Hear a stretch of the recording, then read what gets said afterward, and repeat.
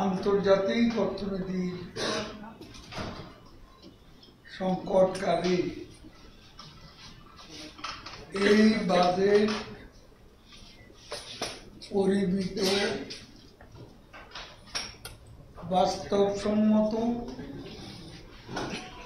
গণমুখী, সাহসী।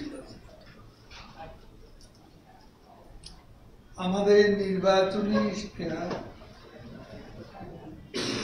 স্মার্ট বাংলাদেশ, উন্নয়ন দৃশ্যমান, বাড়বে এবার কর্মসংস্থান, এর সঙ্গে সংগতিপূর্ণ এই বাজেটকে বাংলাদেশ আওয়ামী লীগের পক্ষ থেকে আমরা স্বাগত জানাচ্ছি। ভারসাম্যমূলক একটি বাজেট উপহার দেওয়ার জন্য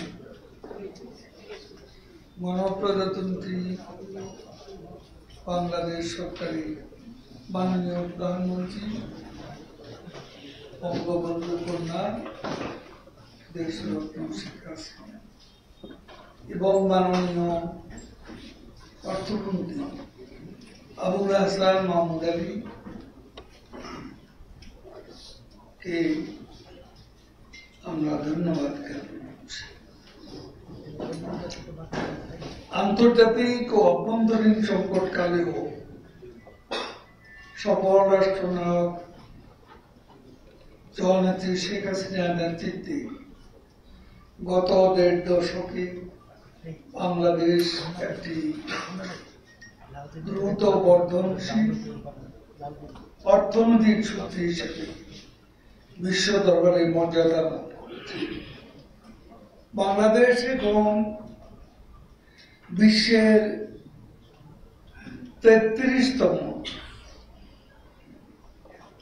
বৃহৎ অর্থনৈতিক দেশ।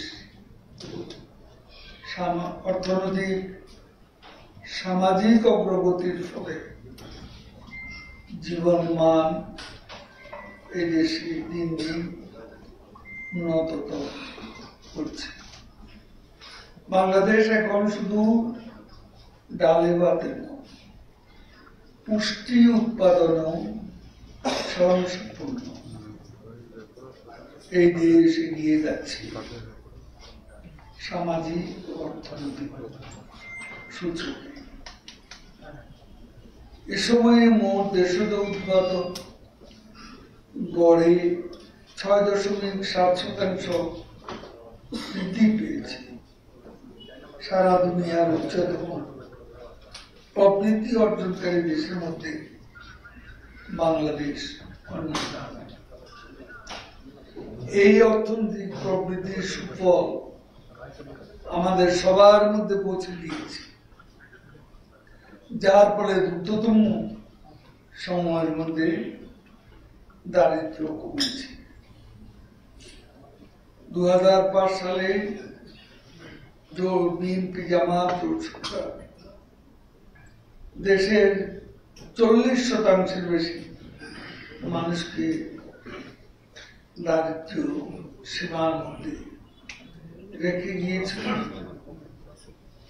জনগণের ধারাবাহিক সমর্থন নিয়ে শেখ হাসিনা সরকার মাত্র ১৪ বছরের মধ্যে দারিদ্র 18.7% এবং অতি দরিদ্রের হার ৫.৬% নামিয়ে দিয়েছে। প্রায় ৮ লাখ কোটি টাকার এই বাজেট বাংলাদেশের ইতিহাসে সবচেয়ে বড় বাজেট।